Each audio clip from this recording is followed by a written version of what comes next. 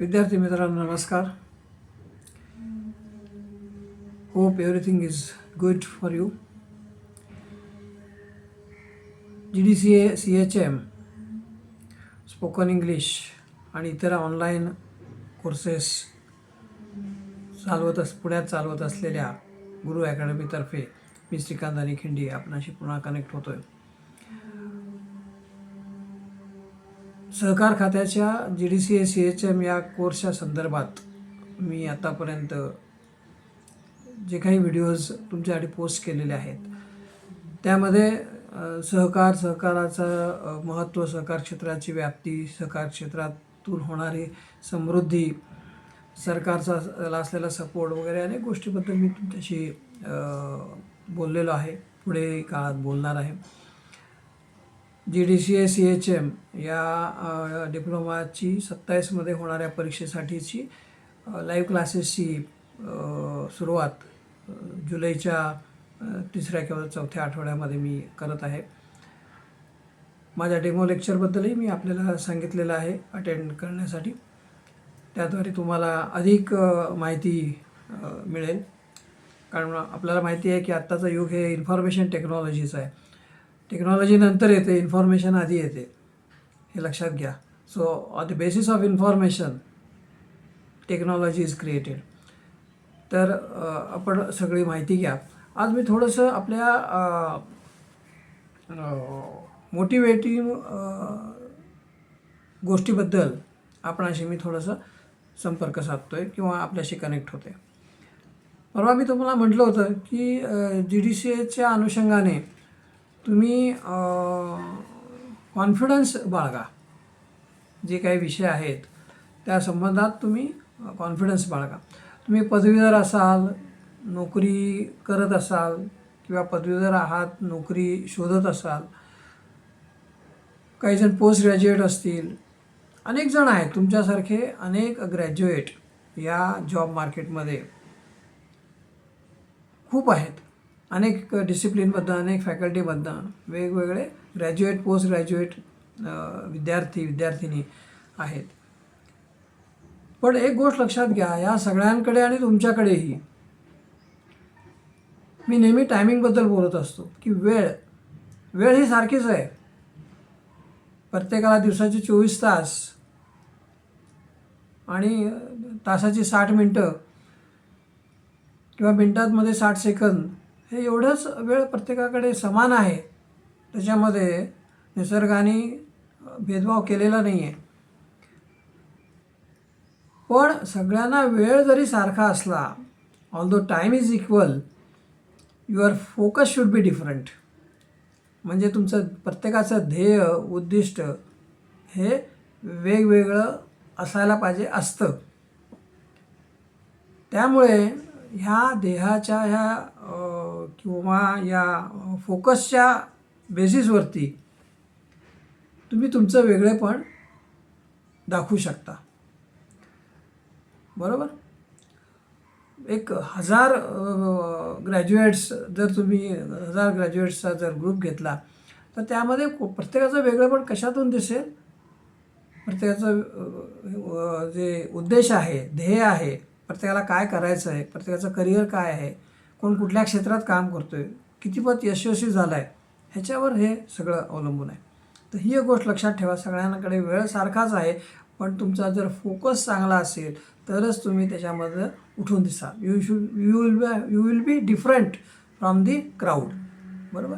दुसरा आहे की अजून एक जर तुम्हाला त्या गर्दीतून तुम्ही उठून दिसू शकाल किंवा वेगळेपण तुमचं दिसेल, ते म्हणजे तुमची क्युरिओसिटी, म्हणजे तुम्हाला असलेली उत्सुकता.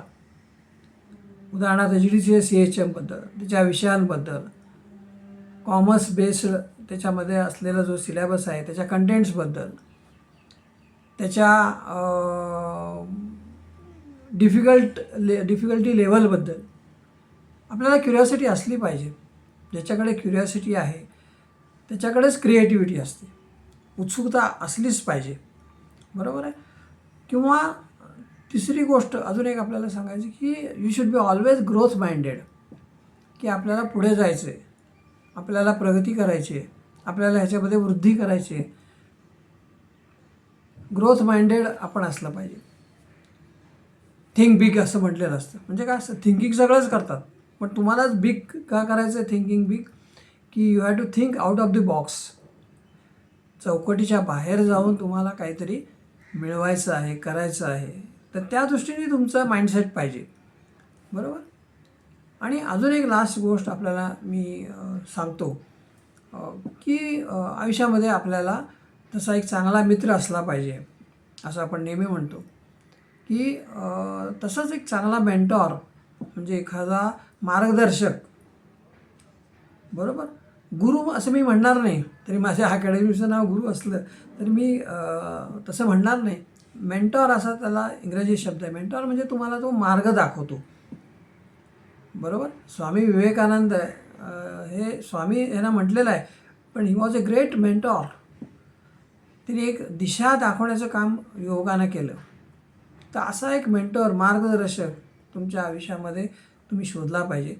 आणि जर सुदैवाने तो मिळाला तर त्याचं मार्गदर्शन तुम्ही सातत्याने घेतलं पाहिजे. कारण कसं आहे बघा, या जॉब मार्केटमध्ये, एम्प्लॉयबिलिटी मार्केटमध्ये चॅलेंज प्रचंड आहे. बरोबर. जो बिनधास आणि आपल्या इंटेलिजन्सवरती, आपल्या स्किलवरती, आपल्या एज्युकेशनवरती, आपल्या नॉलेजवरती पुढं जाईल, तोच ह्याच्यामध्ये यशस्वी होईल. चॅलेंजेस खूप आहेत. बरोबर. ऑब्स्टेकल्स आहेत,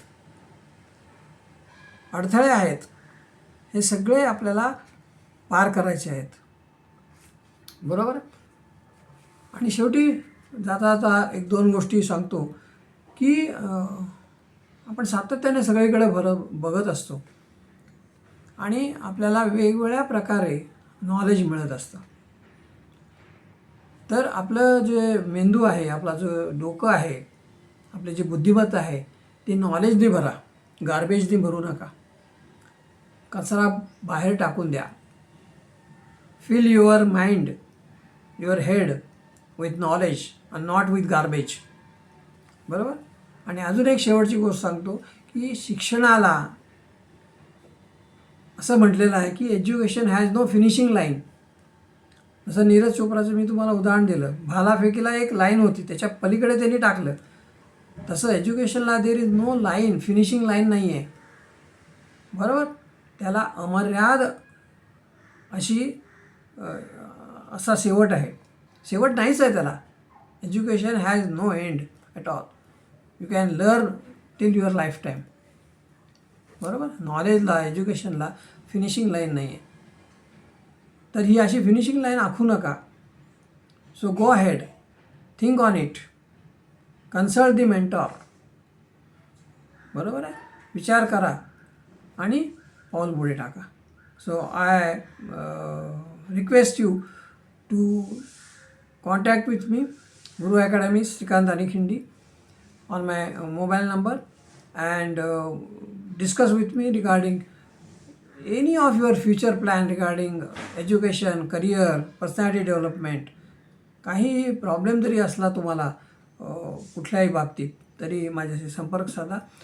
माझ्या ज्ञानाप्रमाणे, कौतिकप्रमाणे मी आपल्याला मार्गदर्शन देण्याचं, आपल्याला यशस्वी करण्याचं मी मनापासून प्रयत्न करेन.